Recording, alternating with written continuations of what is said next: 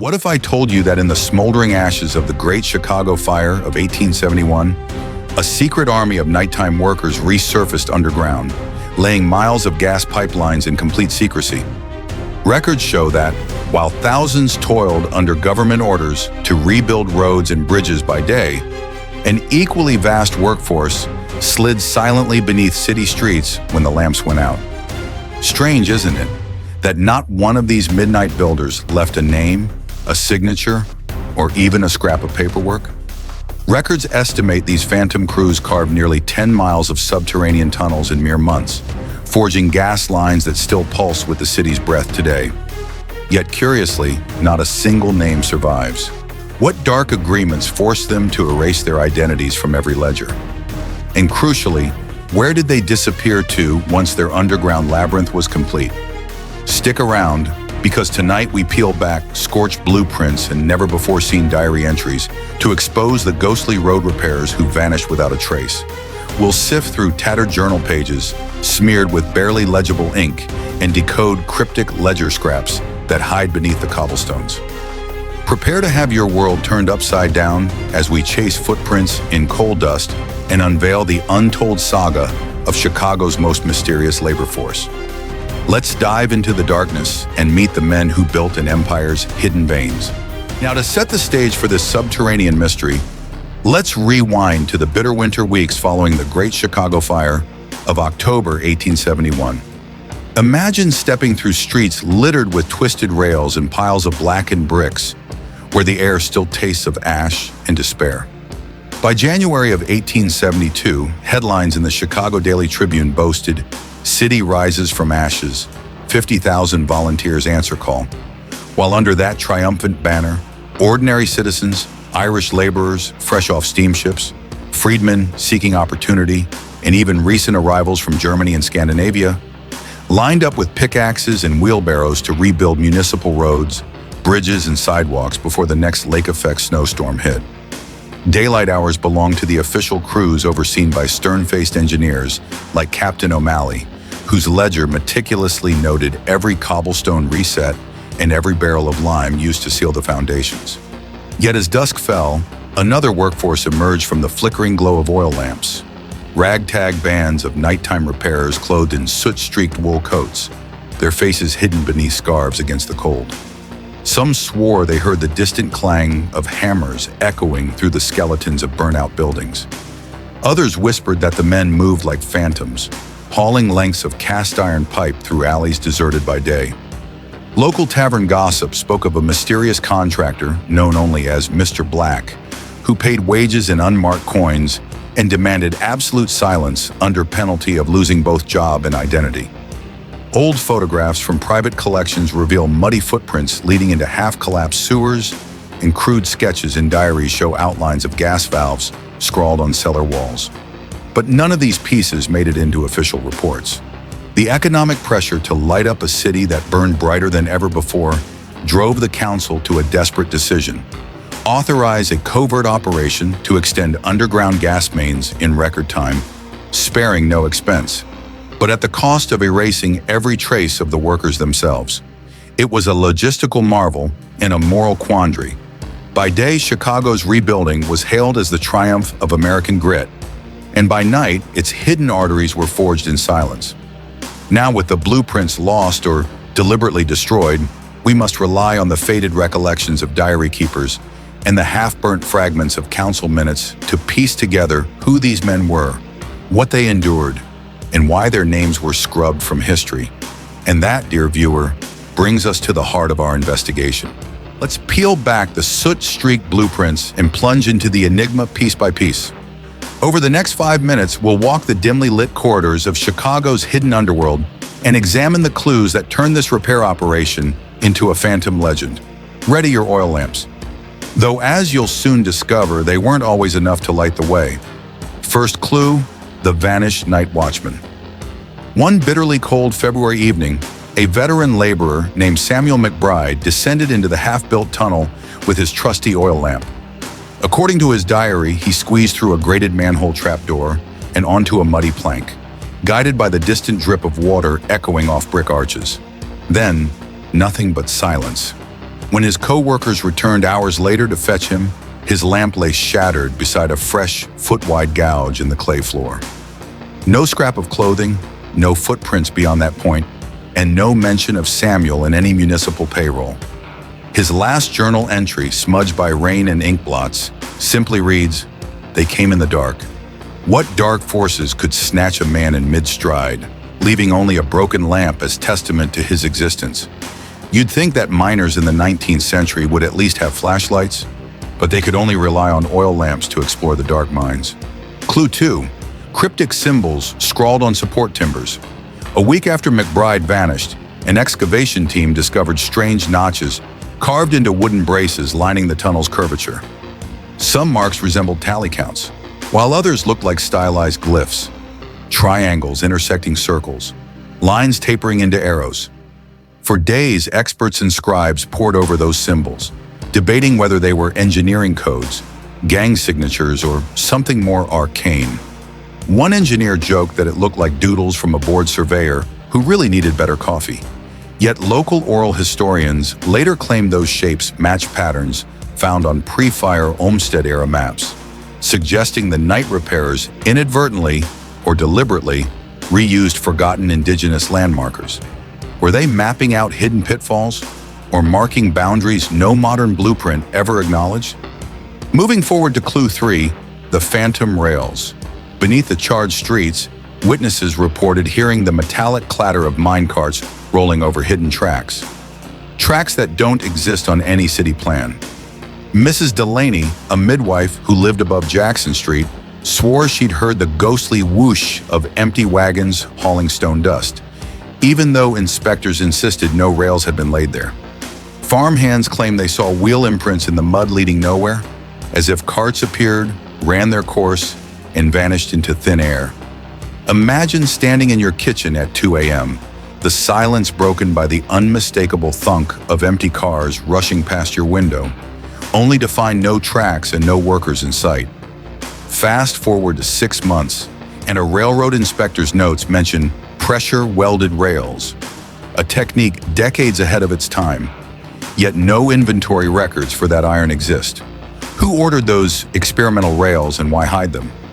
Then there are the unsolved oral records, a trove of half-burnt diaries, letters, and barn wall sketches passed down through families who dared not speak of the night cruise.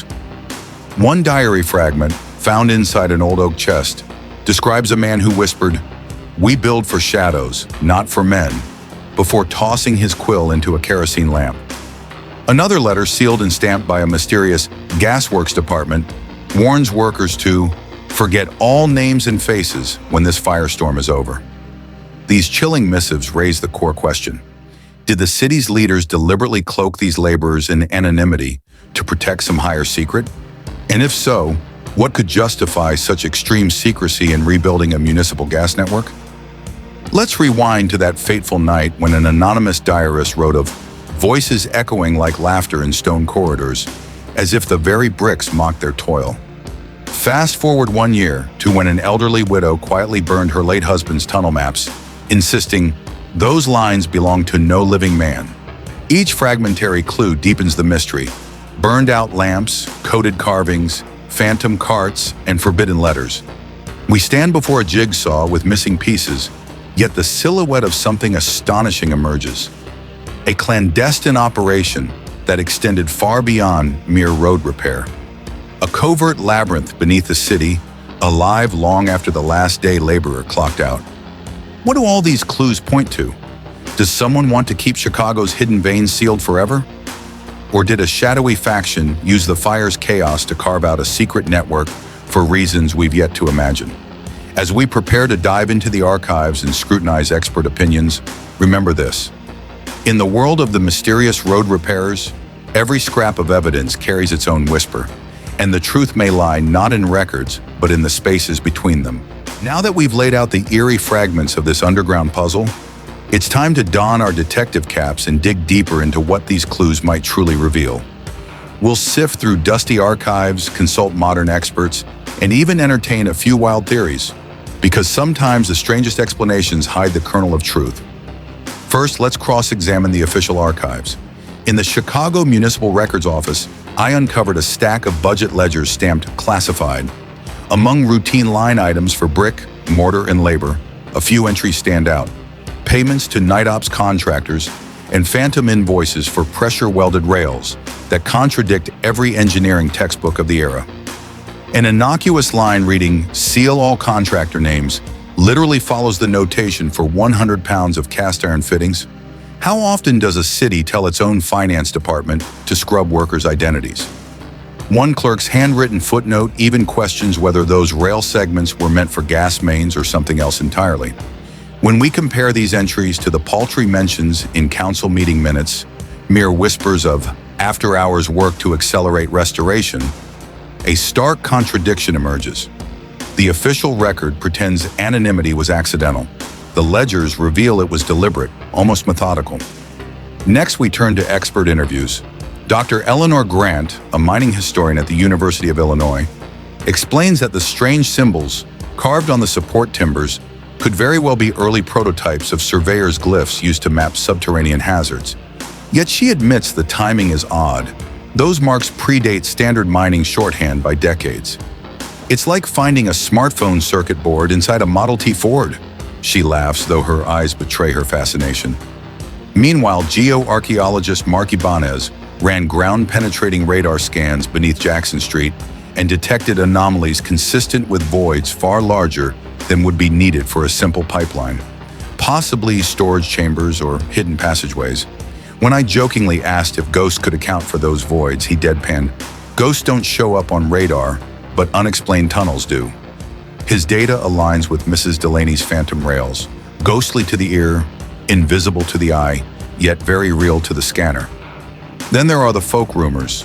Local elders in Pilsen recount a half-forgotten tale of a gas baron's secret vault, rumored to contain early reserves of natural gas, hidden from prying competitors.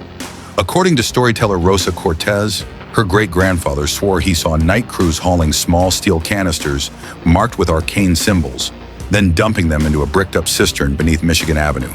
She jokes that he thought they were smuggling moonshine, but her tone turns serious when she adds, "These men weren't drinking, they were building something they never wanted us to see." Archaeologists attempted to excavate the rumored cistern, only to find thick concrete walls that match no construction records. It's as if someone bulldozed evidence of these vaults right out of existence. Finally, let's weigh the theories. Was this covert operation simply an overzealous push to light a burgeoning metropolis before dawn? Or did Chicago's elite leverage the aftermath of disaster to carve out secret infrastructure, perhaps strategic tunnels for private interests, smuggling routes, or even early municipal bomb shelters? If so, the night repairers served a dual purpose: rebuild by day, then vanish by night to protect secrets that outlived them. Imagine a hypothetical scene. A weary worker attempts to leave through a manhole only to find locked iron covers stamped with government seals. He glances up at Captain O'Malley's stern silhouette and realizes there will be no clocking out until the last brick is laid and his lips are sealed. While mainstream historians cling to the theory of an ambitious gas expansion, the persistent anomalies, classified budget lines, futuristic rail techniques, sealed cisterns, and coded glyphs paint a more complex portrait. We may never know the full story, but one thing is clear: the mysterious road repairers were not mere laborers. They were actors in a midnight drama scripted by those who wished to keep Chicago's underground secrets buried. And buried secrets, as we've seen, have a way of clawing their way back into the light. As the smoke of speculation clears, our journey through Chicago's hidden veins brings us face to face with a tangled web of ambition and secrecy. We've seen how anonymous crews laid miles of gas mains under cover of darkness, leaving behind shattered lamps, cryptic symbols, and phantom rails that defy every official blueprint.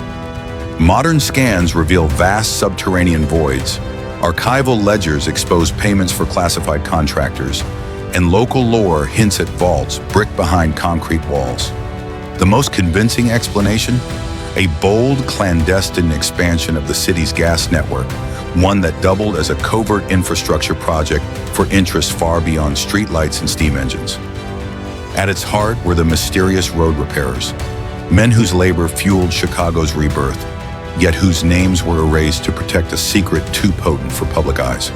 Perhaps they walked away into the snow with their identities stripped, bound forever to the city's underbelly. But Chicago's secret arteries still pulse beneath our feet, waiting to reveal more surprises. What other stories lie buried in charcoal-stained minutes and half-burnt diaries? Now it's your turn. Have you heard rumors of hidden chambers or midnight labor crews in your own hometown? Drop your theories in the comments. Let's piece together history's missing lines together. If you enjoyed this deep dive, smash that like button and subscribe for more forgotten tales unearthed. Share this video with fellow history buffs and ring the bell so you don't miss our next episode, where we explore an abandoned Cold War bunker beneath Lake Michigan. Until then, keep your lanterns lit and your questions burning.